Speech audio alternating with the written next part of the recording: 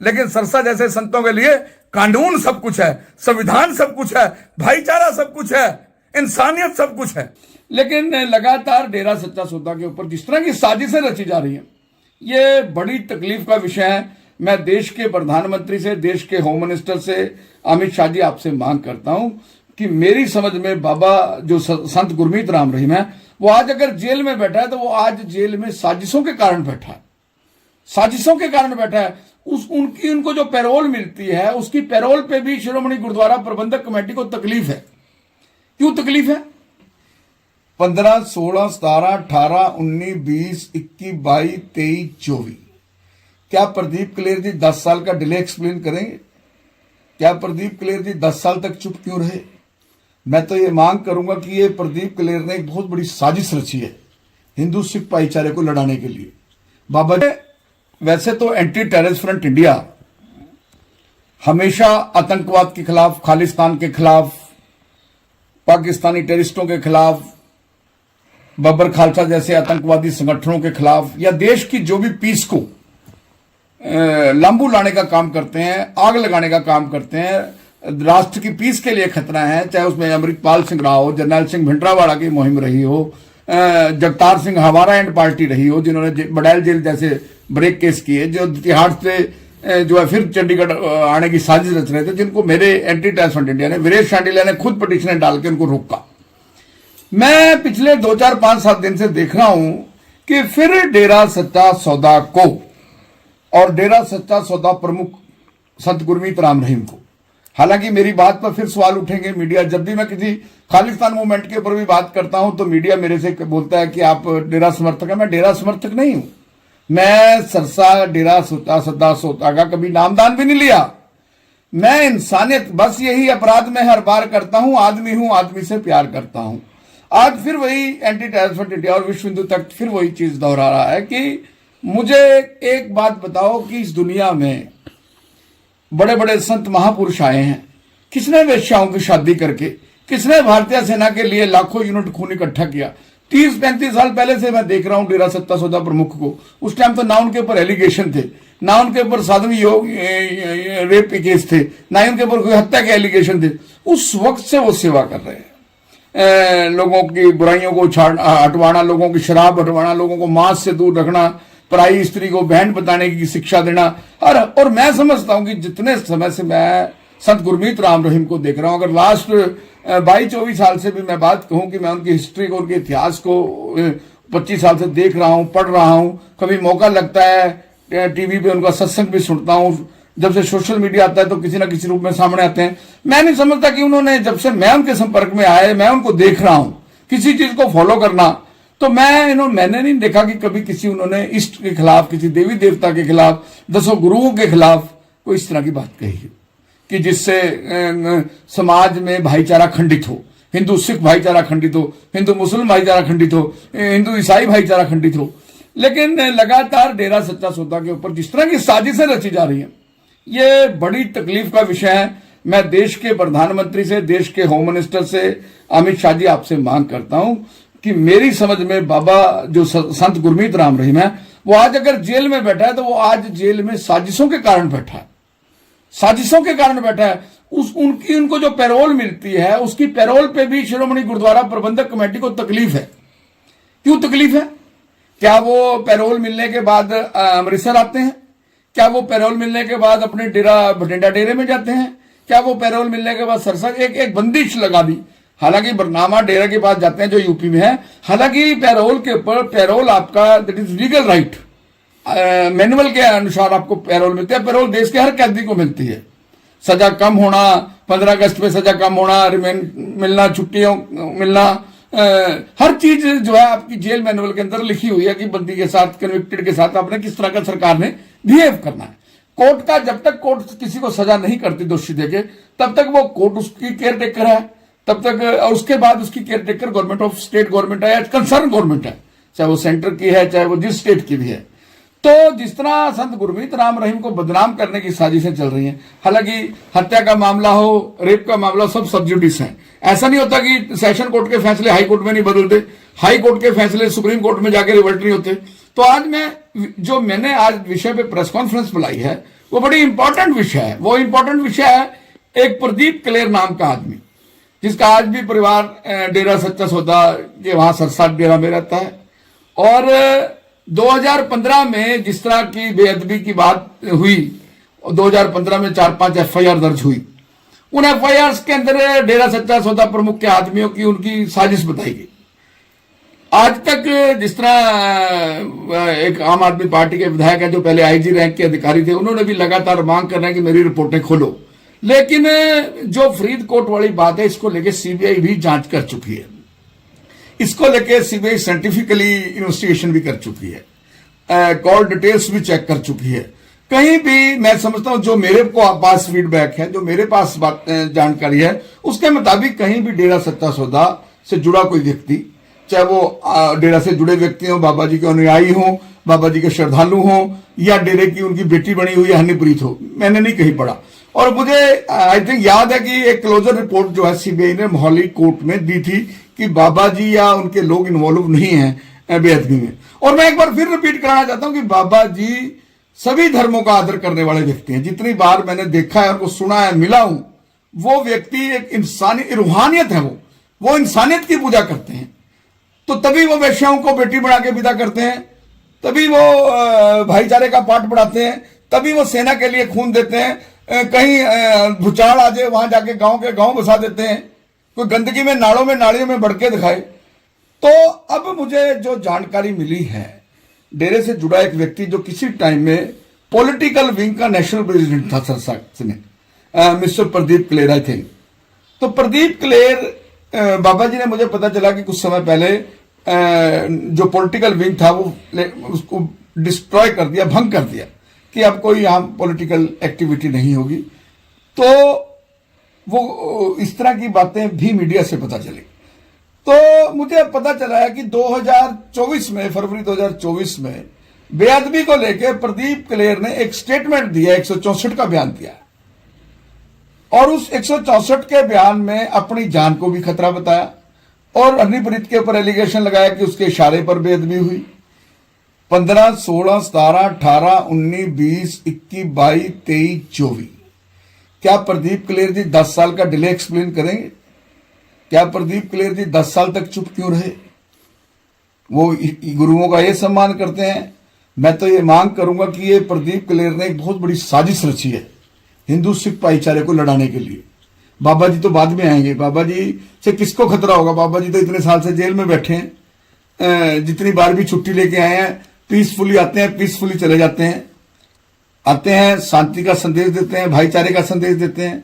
तो प्रदीप कलेर जी को किसने मैनिपुलेट किया, किसने प्रेशराइज्ड किया, किसने ये कॉन्स्पिरेसी की? प्रदीप कलेर को किसने प्रिपेयर किया डेरे के खिलाफ, डेरा मुखी के खिलाफ, डेरा मुखी की बड़ी बेटी के खिलाफ? देखिए, हमारा हिंदुस्तान में पगड़ी बदल भाई, पगड़ी बदल पिता, पगड़ी बदल दोस्त, बहन, मुंह बोली बहन, मुंह बोली बेटी, सब कुछ है। हिंदुस्तान है, यहां तो मिट्टी पूजी जाती है, दुबड़ा पूजा जाता है, गोबर पूजा जाता है, यहाँ की तो किस पत्थर को पूजा जाता है। यहाँ अगर हम किसी को बोल दें कि ये मेरी मुंह बोली बहन है, तो वो मुंह बोली बेटी है, वो अपनी सगी बेटी से भी ज्यादा मान जाते हैं। ये हमारी संस्कृति है, भारत की संस्कृति है। हम उस देश के वासी हैं जिस देश में गंगा बहती है। यहां तो ख्वाजा जी की पूजा होती है, पानी की पूजा होती है, सुबह सूरज निकलता है उसको हम अर्घ दिखाते हैं। ये हमारे भारत की संस्कृति है दोस्तों। तो ये जो प्रदीप कलेर ने एलिगेशन लगाया 164 का, वैसे तो आइज ऑफ द लॉ बयान चाहे 164 का हो, बयान चाहे 161 का हो। 161 का बयान बिना सैन के है, 164 का बयान सैन के है, before the court, before the जज, 1 to 1। लेकिन कोई इसकी रेलेवेंसी नहीं है भाई। 164 के बयान के बाद आप किसी को गिरफ्तार कर लोगे, 164 के बयान के बाद भी आपको एविडेंस चाहिए, आपकी 164 के बयान की रेलेवेंसी चाहिए। स्टर्लिंग के 164 का बयान जो देने वाला है वो स्टर्लिंग विटनेस है कि नहीं, उसका बेस क्या है? 15, 16, 17, 18, 19, 20, 21, 22, 23, 24, 10 साल के बाद फिर पंजाब को और हरियाणा को आग में दहलाने के लिए आ गए हैं कोई मिस्टर प्रदीप। कारण क्या है भाई? प्रदीप जी बताओ, कोर्ट प्रदीप जी से पूछे। आज कोर्ट 10 साल में तो डेरा सच्चा सौदा प्रमुख से खतरा नहीं हुआ, आज वहां रहने के बाद क्या खतरा हो गया? तो ये साजिश एक भगवंत मान जी को मैं मिलूंगा भी, भगवंत मान बड़ा सियाना चीफ मिनिस्टर है, डीजीपी गौरव यादव बड़ा सियाना डीजीपी है, डेरा मुखी को लेके चाहे सीबीआई हो बड़ी सेंसिटिव इन्वेस्टिगेशन की है। मैं सीबीआई की इन्वेस्टिगेशन को टेंटेड इन्वेस्टिगेशन नहीं कह सकता। सीबीआई तो दूध का दूध और पानी का पानी करती है। कोई विपक्ष भी बैठा हो, चाहे सेंटर में कहते लोग कहने वाले तो सीबीआई को तोता भी बोलते हैं सरकार का। लेकिन अब हमारे नफे सिंह राठी जी की डेथ होगी, मर्डर हो गया, तो अभय सिंह ने कहा कि मैं सीबीआई से जांच करवाना चाहता हूं, तो सीबीआई को जांच दे दी गृह मंत्री, फॉर्मर गृह मंत्री अनिल विज जी ने। तो ये 164 का बयान जो दिया गया, भगवंत मान जी मैं आपको बताना चाहता हूं, ये पंजाब में आतंकवाद लाने की बड़ी भारी साजिश है, बड़ी भारी साजिश है। जब क्लोजर रिपोर्ट दी जा चुकी है, संत गुरमीत राम रहीम को बदनाम करने की एक बड़ी साजिश है। मैं आज जिम्मेवारी से, मेरा एंटी टेररिस्टमेंट इंडिया बड़ी जिम्मेवारी से, मैं वीरेश चंडीला बड़ी जिम्मेवारी से, मैं पूरे देश में, पूरे पंजाब में, सरसा में भी इसकी प्रेस कॉन्फ्रेंस करूंगा, यूपी में भी करूंगा, लखनऊ में भी करूंगा, बागपत में भी करूंगा, चंडीगढ़ में भी करूंगा, फरीदकोट में भी करूंगा। जिसने 164 का बयान दिया प्रदीप क्लेर ने, इसका वीडियोग्राफी में संत गुरमीत राम रहीम के वकीलों की मौजूदगी में और प्रदीप क्लेर जी की मौजूदगी में और एक हाई कोर्ट के या सिटिंग सेशन जज की मौजूदगी में वीडियोग्राफी करके नार्को टेस्ट हो। यह बड़ा इंपॉर्टेंट इशू है, बड़ा इंपॉर्टेंट इशू है। हनीप्रीत को अब हनीप्रीत को टारगेट कर लिया। कितने साल से? 17 से बाबा जी जेल में, 17, 18, 19, 20, 21, 22, 23, 24, अब 8 साल के बाद हनीप्रीत याद आ गई। ये कहीं ना कहीं प्रेशर टैक्टिक्स डेरे के ऊपर बनाई जा रही है। सरसा वाले बाबा को बदनाम करने की साजिश चल रही है कि उनको दोबारा पैरोल ना मिले। और ये मामला उठा कौन रहा है? शिरोमणि गुरुद्वारा प्रबंधक कमेटी। मैं शिरोमणि गुरुद्वारा प्रबंधक कमेटी के जो मौजूदा प्रधान है उनसे मांग करता हूं कि आप गुरुद्वारों के रख रखाव के लिए बने हैं, आपने संत गुरमीत राम रहीम की पैरोल को क्यों चैलेंज किया? क्यों चैलेंज किया? बाबा जी ने आपका क्या नुकसान किया? मुझे एक वीडियो, एक प्रवचन, एक बयान कहीं संत गुरमीत राम रहीम का ला के दिखाओ जिसमें संत गुरमीत राम रहीम ने किसी धर्म गुरु के बारे में, किसी गुरु के बारे में, किसी ग्रंथ साहब के बारे में, किसी कुरान के बारे में, किसी गीता बाइबल के बारे में, रामायण के बारे में कोई अपशब्द कहे हो। देखिए, संत जी जेल में है, साजिश ना रच, कोई भी व्यक्ति साजिश ना रच सके। मैं भगवंत मान की क्यों इज्जत करता हूं? भगवंत मान को जब जरूरत पड़ी उन्होंने अमित शाह के साथ मिलकर पंजाब में एक खून की बूंद नहीं डुलने दी और उस अमृतपाल सिंह को डब्रूगढ़ जेल पहुंचा दिया जहां जो पंजाब में आतंकवाद लाना चाहता था। तो जरनैल सिंह भिंडरांवाले से भी बड़ा बनना चाह रहा था। अब भी वो देश के लिए खतरा है, अब भी एक बहुत बड़ी साजिशें जारी हैं। तो मैं शिरोमणि गुरुद्वारा प्रबंधक कमेटी से मांग करूंगा कि आपको कोई राइट नहीं है बाबे ने पैरोल पे आगे किसी सिख जत्थेबंदी के खिलाफ, किसी किसान आंदोलन के खिलाफ, किसी श्री गुरु ग्रंथ साहब के खिलाफ, पहली पातशाही से लेकर 10वीं पातशाही के खिलाफ कोई अपशब्द नहीं कहे। और जिस तरह प्रदीप क्लेर जी पॉलिटिकल विंग के नेशनल प्रेसिडेंट थे, हो सकता है उनको पॉलिटिकल नेशनल प्रेसिडेंट जो विंग भंग हुआ उनको उसकी तकलीफ हो और ये गेम खेल दी हो, इसलिए उनका पब्लिकली, मैं भी पेशे से मैं भी एडवोकेट हूं, मुझे भी बिठा लें, मैं भी 4 सवाल लिख के दूंगा। जो नार्को ब्रेन मैपिंग और नार्को टेस्ट होगा वो वीडियोग्राफी में मैं भी 4 सवाल पूछूंगा, मैं भी लिख के दूंगा 4 सवाल। तो पंजाब के चीफ मिनिस्टर साहब भगवंत सिंह मान साहब, डीजीपी गौरव यादव साहब, आप कोई ऐसा काम ना करना पंजाब में जिससे अमन और शांति खराब हो। और प्रदीप क्लेर को किसने अप्रोच किया, किसके थ्रू अप्रोच किया, किस पुलिस ने स्टेटमेंट कराई, 164 का बयान कराने की जरूरत एकदम इतने साल के बाद क्यों जरूरत पड़ी?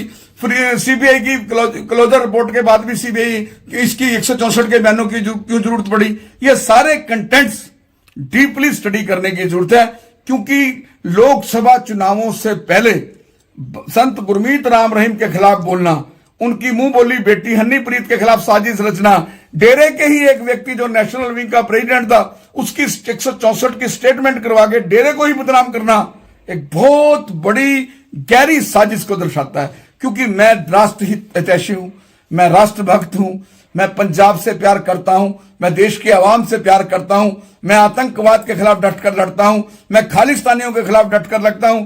मैं शायद हिंदुस्तान में पहला ऐसा व्यक्ति हूं, जब 2004 में बेन सिंह के हत्यारों ने बड़ैल जेल ब्रेक किया जगतार सिंह हवारा और परमजीत सिंह ढोरा ने, जो बब्बर खालसा का प्रमुख है जगतार सिंह, उसके खिलाफ मैं हाई कोर्ट गया 2004 में, आज से 19 साल पहले, जब ये दिल्ली से आतंकवादी तिहाड़ चंडीगढ़ कोर्टों में पेश होने आते थे, लाखों करोड़ों रुपए का सरकार का खर्चा होता था, तो मैं हाई कोर्ट में गया। जगतार सिंह हवारा, बब्बर खालसा, ये मुझे मारना चाहते हैं। यही नहीं, मैंने जरनैल सिंह भिंडरावाला की मुहिम को आड़े हाथ, मेरा दफ्तर चलाया जरनैल सिंह भिंडरावाला ने। ये वही संत गुरमीत राम रहीम है, जब इनके ऊपर टायर लगा के RDX लगाई गई, तब मैं उन आतंकवादियों के खिलाफ बोला। मैं हमेशा हा का नारा लगाया, जो व्यक्ति इंजर्ड है, जो व्यक्ति जख्मी है, वो किसी जाति का हो, वो किसी धर्म का हो। अभी मलेरकोटले वाली रानी मरी, मैं हा का नारा लगा के आया, मैंने कंधा दिया। मैं किसी धर्म या जाति में विश्वास नहीं करता। मैं ब्राह्मण कौम में पैदा हुआ, मैं हिंदू हूं, लेकिन मेरे लिए सिख भी उतना ही प्यारा है, मेरे लिए ईसाई भी उतना ही प्यारा है, मेरे लिए मुसलमान भी उतना ही प्यारा है। तो ये जो लोग साजिशें रचकर, जिनका उद्देश्य एक जो है प्रदेश में और देश में दंगे फैलाने का, मैं ये मंसूबा, मेरा एंटी टेररिस्ट फ्रंट इंडिया ये मंसूबे कामयाब नहीं होने देगा। अगर जरूरत पड़ी तो मैं एंटी टेररिस्ट फ्रंट इंडिया की तरफ से हा का नारा लगाते हुए और संत गुरमीत राम रहीम को और हनीप्रीत को लीगली प्रोटेक्ट करने के लिए मैं पब्लिक इंटरेस्ट लिटिगेशन डाल लूंगा। अगर जरूरत पड़ी PL नाम बनती हो तो मैं पिटीशन दायर करूंगा, क्योंकि मैं लॉ अबेडिंग सिटीजन हूं। जहां भी मुझे लगेगा कि आज राष्ट्र खतरे में है, देश खतरे में है, क्योंकि किसी भी धर्म से बड़ा देश का संविधान है, किसी भी धर्म से बड़ा। अब बॉर्डरों पे, शंभू बॉर्डर पे, खिंडौरी बॉर्डर पे किसान बैठे हैं। मैंने लगातार मैं किसानों से मांग कर रहा हूं कि ये ना करो, देश की शांति खराब ना करो, लोगों को अपने खिलाफ ना करो। मैंने हमेशा सच की बात कही। हम वो कलम नहीं जो झुक जाती हो दरबारों में, हम शब्दों की दीप शिखाएं अंधियारों चौबारों में। हम वाणी के राजदूत हैं, सच पर मरने वाले हैं, डाकू को डाकू कहने की हिम्मत रखने वाले हैं। मैं संत गुरमीत राम रहीम के साथ खड़ा रहूंगा। संत गुरमीत राम रहीम के खिलाफ जितनी भी साजिशें अभिमन्यु की तरह की जा रही हैं, मैं उन साजिशों को, हो सकता है क्योंकि सच्चाई परेशान हो सकती है, अपराजित नहीं, सच्चाई को